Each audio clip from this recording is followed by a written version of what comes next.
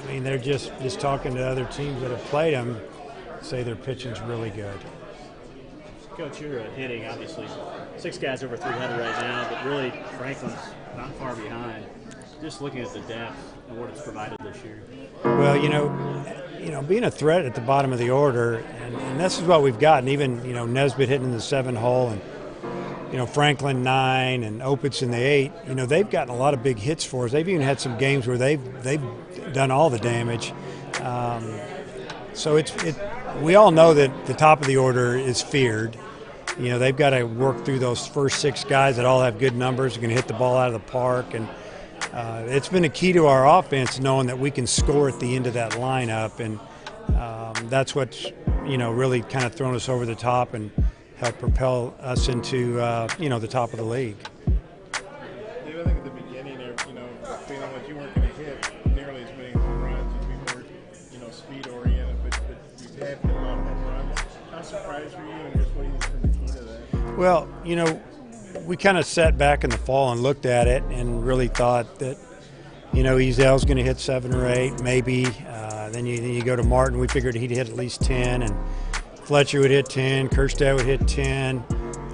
We even said, Kinley might hit 7 or 8 because he hit like 6 or 7 in fall baseball. Kind of added it up. Probably figured we'd hit 50 or 60, and I think we're at maybe 70 or something now. So I don't know. I think bigger, stronger. Guys are on base. Are getting better pitches to hit, working the count a little better, and making guys throw the ball over the plate. Getting better pitches just to drive, and then some of them carried out of the park. It's just been a good effort. You finish on the road a lot. Can you request that? How's that work? We finish on the road because of when our finals are. And so basically we're going to finish on the road, just about every year.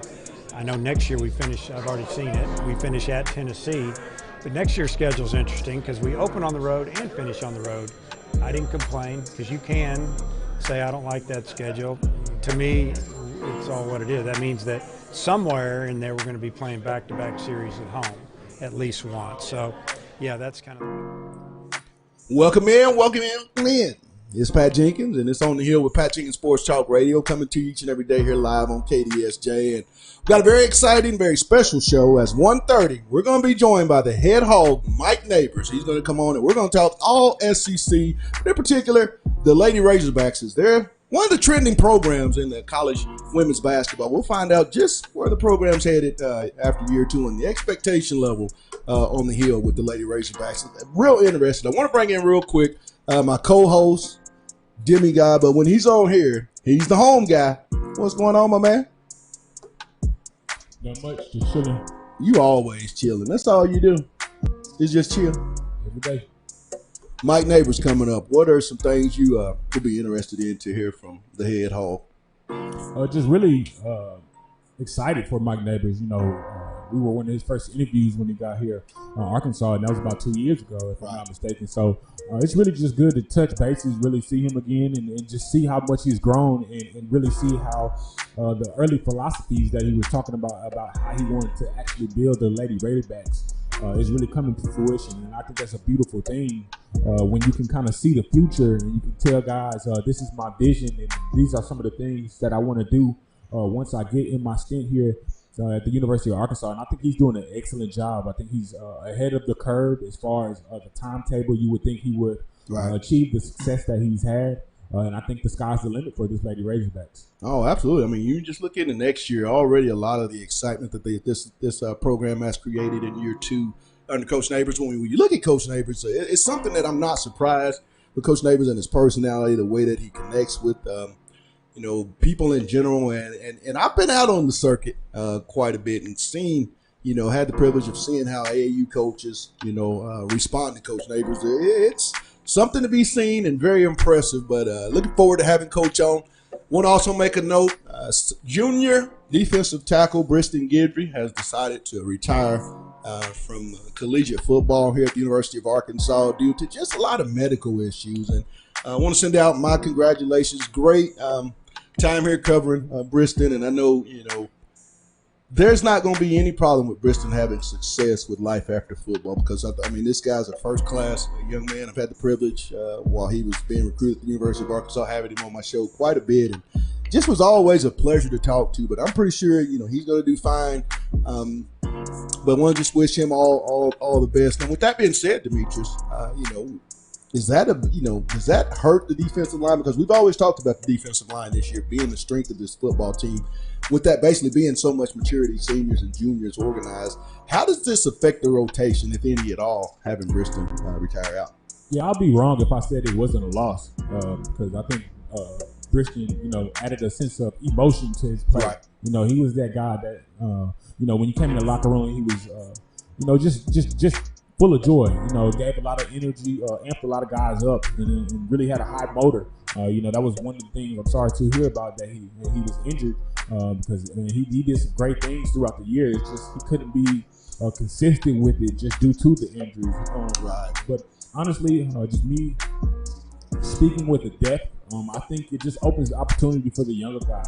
I'm big on this youth movement that Coach Chad Morris is really bringing to the football program. And, we mentioned yesterday how he was talking about Sosa again, moving the defensive tackle versus him playing defensive end. So honestly, I think it gives guys like Bubba a chance to get in right away and start playing. Great point. And I think, honestly, just me keeping it 100 as far as like the potential. Keeping it 100? I had to keep it. What Bubba brings to the table as far as that defensive tackle position, I think is greater than Briston Guidry. I think he still could have added you that depth where you could have rotated in when Bubba gets tired. But I honestly see one of those younger guys really being that plug stopper and really coming in and having a dynamic year for Chad Morris. Absolutely. And with Marcus Miller, the Bubba, who you're alluding to, the young defensive lineman out of Warren, the only reason, Demetrius, and to our listeners, the only reason he wasn't more highly recruited because he didn't go to camps. This guy, I'm real good friends with his high school basketball coach, Corey Muldrew, who's a former wide receiver at the University of Arkansas. And Corey let me know, for a guy his size and the feet, the foot speed, the footwork that he has, the athletic ability, he reminds me a little bit coming out of high school of Quentin Williams. Now, when I say that, it's not that he is Quentin Williams, but I think he has that type of athletic ability, that type of quick twitch. And I agree with you, Demetrius. It will not shock me to see guys like Bubba, Colin Clay, Eric Gregory, Enoch Jackson push, these seniors, the TJ Smiths, the Marshalls, the Sosa Games for playing time. And like I said, when you improve your room each and every year, you improve your team. But we're going to step away and get this thing going. We're going to play many highlights of what these Lady Razorback basketball, this program did when the SEC tournament hit. And we're going to let you live in that world just a little bit. And then we're going to come back with more talk and get ready for that 1:30 interview with the head hog, Coach Mike Neighbors. But right now, it's On the Hill with Pat Jenkins on KDSJ 479. Let's get it.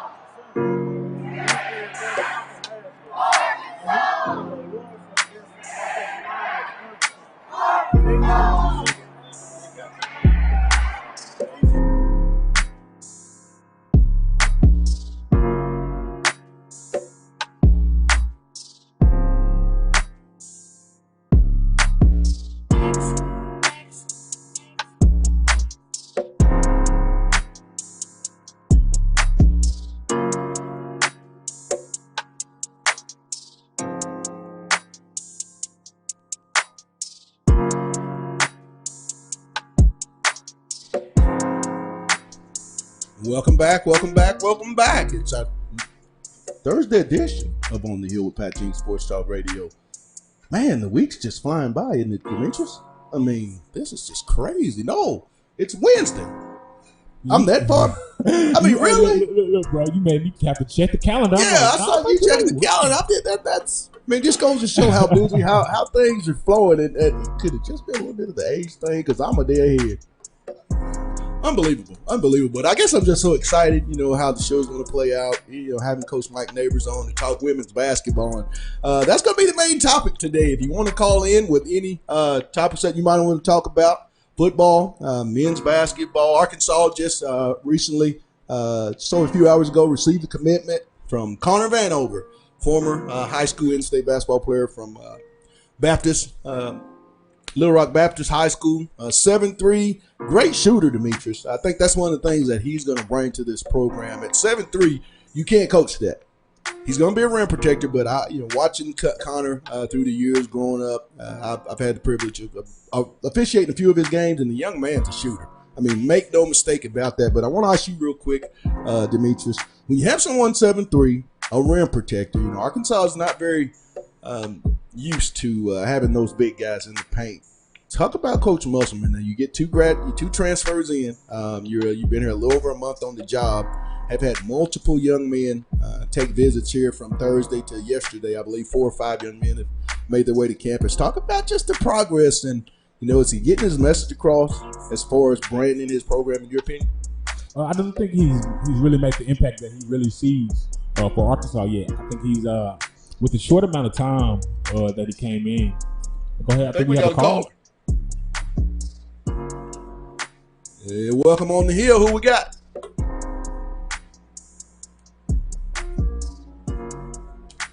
Who we got? Hello? Caller, are you there? Well, give us a call back. Back to what you were saying. I totally agree with this program and the way that they're going. Also, too, want to make a note with Coach Musselman.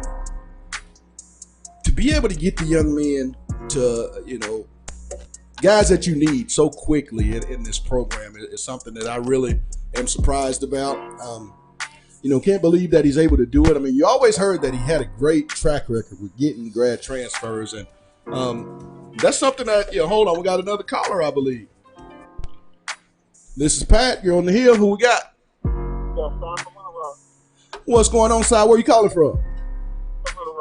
And what do you got for us?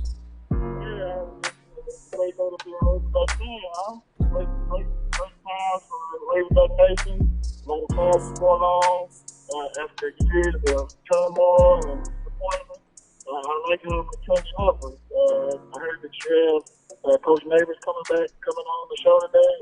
I think he's one of the bright spots in many years for the university. I watched how he's been recruiting. I think he's bringing in top caliber skilled women to perform and put us on the national stage. And I think we're real close to making a tournament, the women's tournament this year. I think, moving forward, I think he's a way of making something. When you look at this program under Coach Neighbors, Si, you've had a privilege because I think I know you quite well. You lived a little bit of your time in the Conway area. Had a chance to watch Alexis Tollfree, junior, soon to be senior, 2-guard here at the University of Arkansas. Getting those types of players to come to this program, that's something that hadn't happened in many years under Coach Collin. Talk about that when you're able to keep the in-state talent, because there's a lot of good in-state talent in women's basketball, don't you think? Oh, most definitely. I mean, you look at it both the boys and the girls in in-state. You have prominent players that compete on the AAU and the showcase level. And, as of the last 15 years, you really don't have to go out of the state to be competitive. Right. You're seeing more and more Arkansas kids popping up on University as far as Preston Williams as the National Player of the Year playing at UConn. So, right. I mean, if any kind of coach, whether it be basketball, football, whatever sport on the university, and keep the in-state kids, At home, you're going to be having a competitive advantage over a lot. We may not produce as many football players, but basketball is a totally different monster. Good As point. they always say, it's not about the X's and the O's, it's about getting you in the Jones. So. Right. So I want to ask you a question. You being an in-state fan, when Arkansas just coming out a couple of weeks ago and announcing in 2021 they'll be playing UAPB. As we evidenced, the baseball team has played UALR, Grambling, UAPB, those types of schools with Arkansas and Coach and Hunter Yurchek starting to be more willing to play the in-state programs. How do you think how do you think that's going to go over? Does it help or hurt the university playing these games, in your opinion? And with the state perspective and just talking to me, people here in the Central Arkansas, it kind of brings them all together. I'm kind of one of the guys that are one of the fans that really see the benefits, but more of a practice is to per se lose to an Arkansas State. How does that really help the state from grow or rejuvenate when they're the flagship school losing to little brother or little sister? I mean, you're not producing that many athletes in the state, so for you to lose to, by chance lose, not saying that I think they should lose, but by chance to take that risk, I think it really hurts the program. But as a fan and those that come from the small towns in the state, you always want to cheer the side with the underdog, the David and Goliath type situation. So, Good point. as a fan, I can see the perspective. Hey, let's see what happens with this underdog. You're giving this money to other schools from these same countries. Why not keep that money in the University of Arkansas? Well, as always, my man, love having your insight. Continue to call in, and I think it might be somebody's birthday on here. This call. Yeah. I got a year old today, so I'm enjoy this beautiful day. Well, all right, my man. Well, have a happy, blessed birthday, man, and thanks for your call, my man. Thanks. Have a good one. That was Cy calling from Little Rock.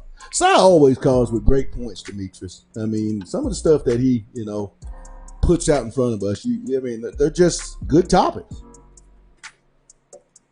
Yeah, definitely. Because I think he made a key point about, these last few years, Arkansas having the ability to really compete in national sports with just in-state kids. Right. And even when you look at guys like KJ Hill, he's probably going to be a top round draft pick come next year's draft. Absolutely. So, I'm really glad to see, some of these Arkansas kids really getting the notoriety that they should. He's going to have Dan Gafford, get drafted. So it's just a beautiful thing to see the consistency of kids from the state of Arkansas really going to a national in professional levels. And another great point that that needs to be made forward is the coaches that are starting to come to the University of Arkansas are making a concerted effort to recruit a lot of this in-state talent. It has always been over the years that the University of Arkansas athletes or coaches don't recruit the in-state talent if it's not from the Little Rock area. Well, that's not been more untrue than what I've seen under Coach Mike Neighbors, under Chad Morrison,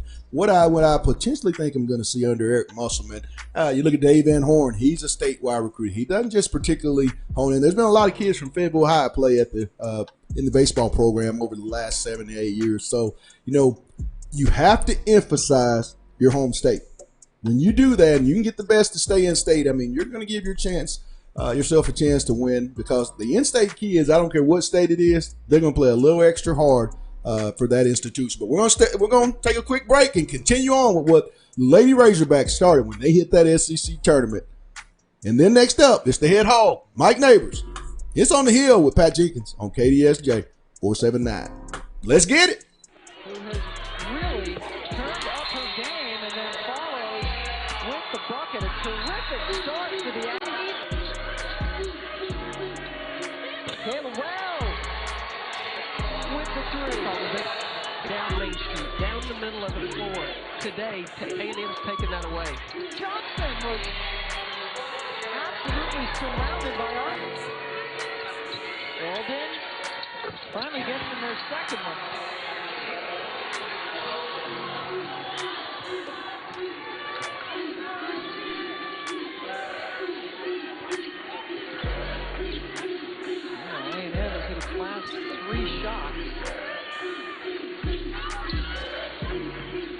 Jones, quick move. And Dia Jones, Dungy, has taken just one shot in this game. She loves to go left. And finally, Dungy gets her first basket. Dungy, the Oklahoma transfer, sat out last year, dropped about 35 pounds, and has turned into a wonderful offensive player. But is struggling so far in this game with the rest of her teammates. Jada Walton Goggins just stuck her hands in there and took it away. Goggins getting playing time for Monk, who is still on the bench. Has a couple of baskets. Second leading scorer in the SEC. You've got to be first team. Here she goes. Dungy starting to heat up. Well, ran into Monk, who tried to draw the foul. Wasn't doing. Johnson has having herself a good job the last month or so of limiting practice time to keep them fresh, but they have an answer for Johnson. Oh, well. With the miss, she's got 4 so far. Mason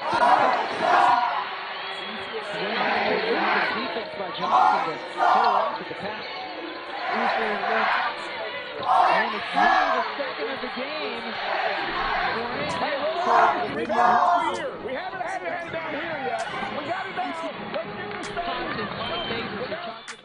Welcome in. It's On the Hill with Pat Jenkins Sports Talk Radio, coming to you here on KDSJ 479, Monday through Friday from 1 to 2 p.m. But before we get on to our main guest, I want to give a big shout out to our sponsors, Lindsay and Associates, with an office location in Fayetteville, an office location also too in Rogers. The Baymont Hotel is located at 735 South Shiloh Drive, Locomotion, just below the Northwest Arkansas Mall, and our newest sponsor, Corey Beck's Custom Painting. But now on to the main thing. Arkansas women's program hired a coach 2 years ago that not many people knew about.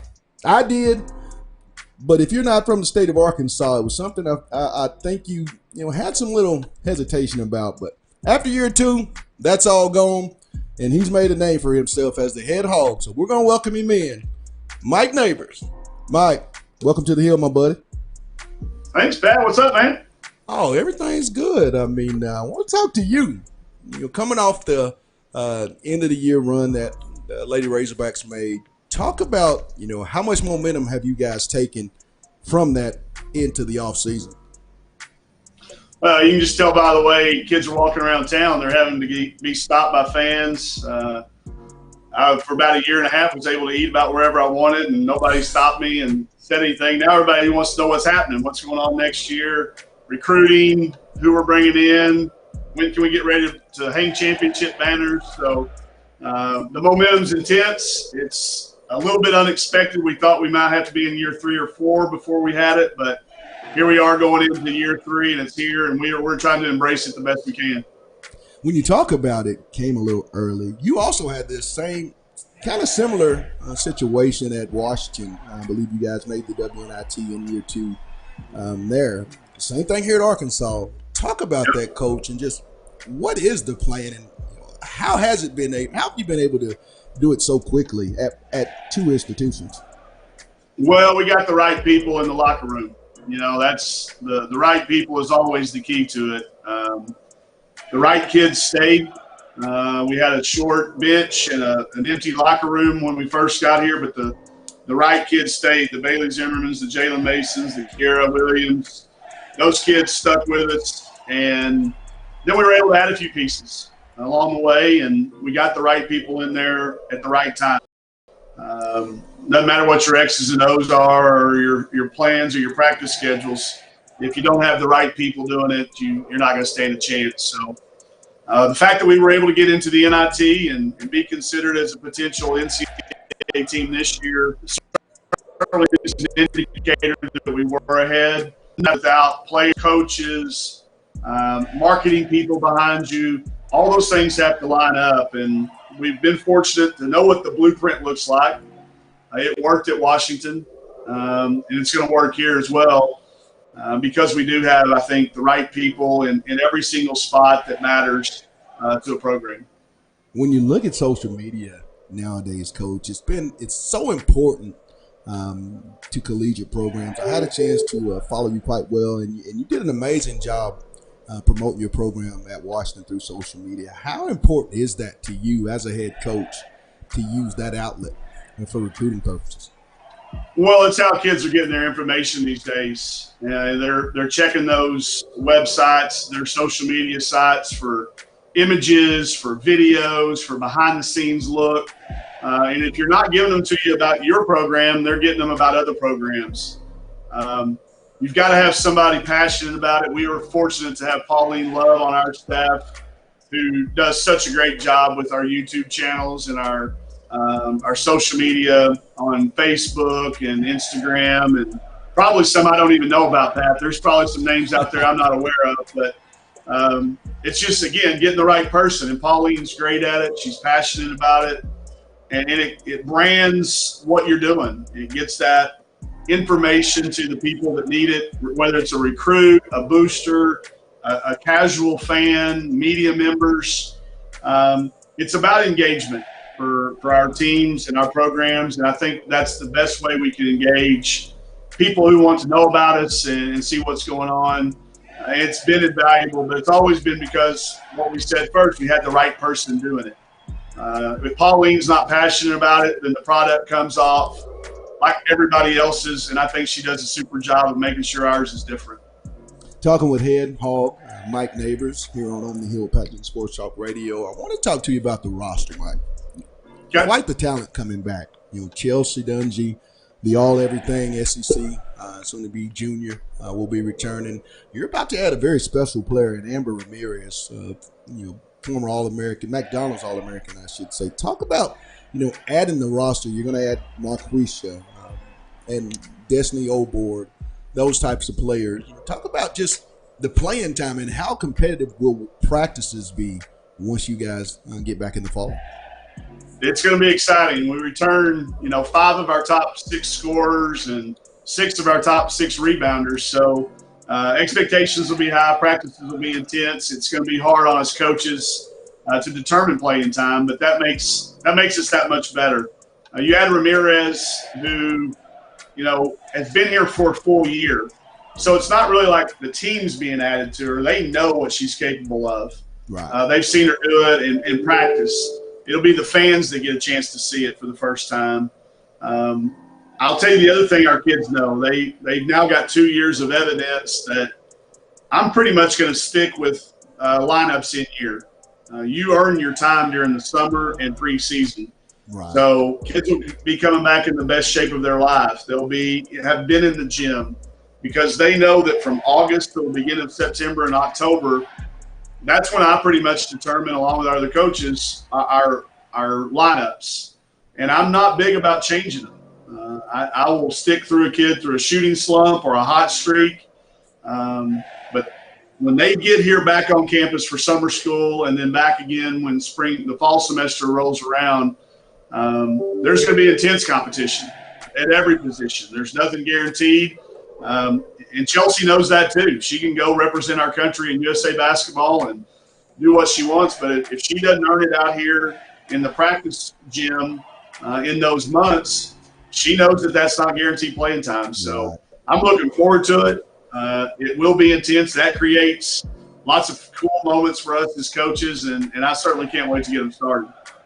When you talk about Chelsea going out to represent the University of Arkansas at USA basketball, when you're out recruiting young ladies, how big is that to have players out of your program take part in such a prestigious event? Well, I think it's one of 3 things, Pat. You talked about McDonald's All-American a minute ago. That's one criteria those kids always judge themselves by. And I think USA basketball is a close second. It's the best of the best. It's the elite going head-to-head, getting a chance to see each other, and then putting yourself with a flag on your shirt. I'm wearing one of the shirts today. To me, that's the ultimate team, be able to represent your country against other teams across the globe. So, yeah. My question was, we've heard most of the time at every press conference, Coach, you're real big on analytics. Why is it that most coaches are starting to really study that part of the collegiate game? Well, I think there's proof out there that it's not just a numbers game. There is some correlation to the analytics leading to wins. I use it for a very selfish reason. I tell people this all the time. I love all my kids equally. All from kids that play 30 minutes a night or 40 minutes a night to kids that don't play at all. I love them equally. This helps me take love out of the equation and be subjective. And this is what's happening when you're in the game. And why it's happening, I can help you with. Great point. I can't help you with the fact that it is happening. For some reason, when you're in the game, our team doesn't function as well. And we can work together. I can sit down with them and we can watch film and try to figure out why that is. But it allows me as a coach to take love out of the equation, be subjective with it. And I don't trust the analytics. There's times I still trust my gut. The Tennessee game, analytics would have shown we should have taken the time to the sideline and called a play and tried to do this. But instead, my gut said, hey, you know what? Let's go before they have a chance to set the defense up. Trust your senior Malika Monk to make a good play and make the right decision, and she did. So analytics helps me sleep at night. It helps me be right more often than we're wrong. And I think more and more coaches are understanding the right tools. There are some analytics out there that don't indicate winning and losing.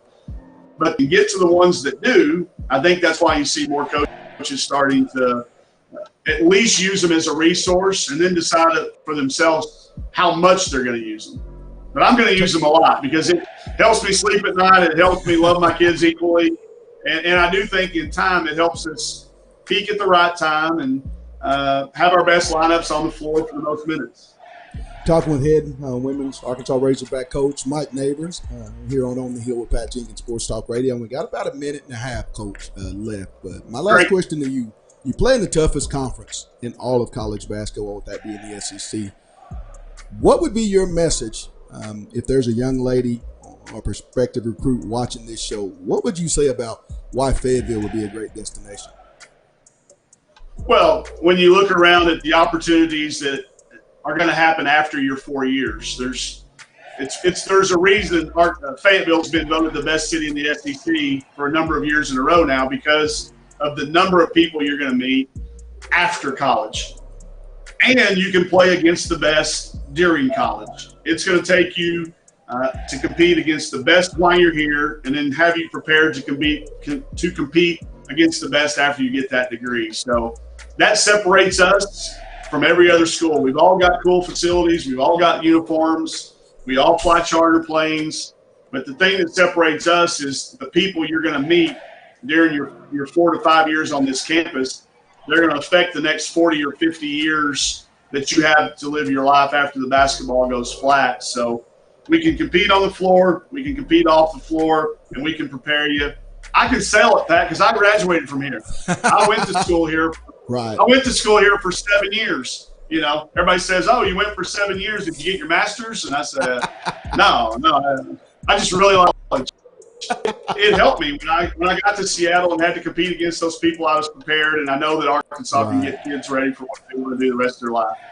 Well, Mike, I know from what I saw in the crowds that I saw after, during that tournament run, you're not going to have any problem, and continue to do that great job. And I look forward to covering you on that program for many years to come. But thanks for taking time out on the hill, my brother. You've been there since the beginning, and it won't be forgotten. I can assure you that. Thanks a lot, my man. You have a blessed one. All right, man. That was head hog Mike Neighbors, Demetrius. Analyzing the interview, what do you take out of today's segment from the head man? He's a guy of a lot of wisdom. I think it takes a smart coach to understand the love and the analytics of the game.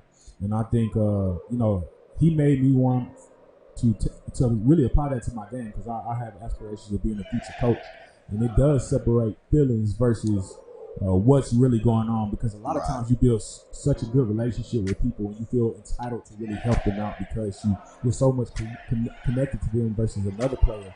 But for him to step out of that position as a coach and be almost a CEO, GM, I think that's really that next level that can really are the pieces to a championship. Right. It takes a strong mind guy to know, regardless of how I feel about a person, this is what's really going on in reality.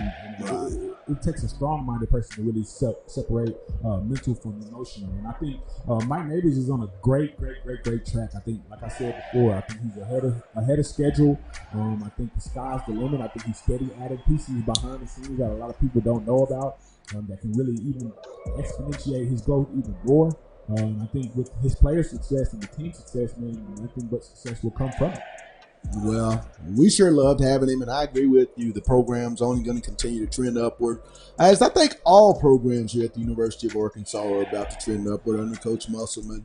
Men's basketball, Chad Morris, football, and in the basketball department under Coach Mike Neighbors. And if you look at it over the last years, the additions, the new energy that's been added all over this campus. It started several years ago with Courtney Dyfel. Getting that women's softball job, and you can see what she's been able to do 4 years into the program. Then you look at soccer, how they've started to really energize themselves and continuously be in the women's soccer NCAA tournaments. So I just feel like the energy on campus is something that fans need to really appreciate and get behind, because I think they're about to go on a run here in Fayetteville that they hadn't gone on in quite some time in all the sports. Yes, I said it.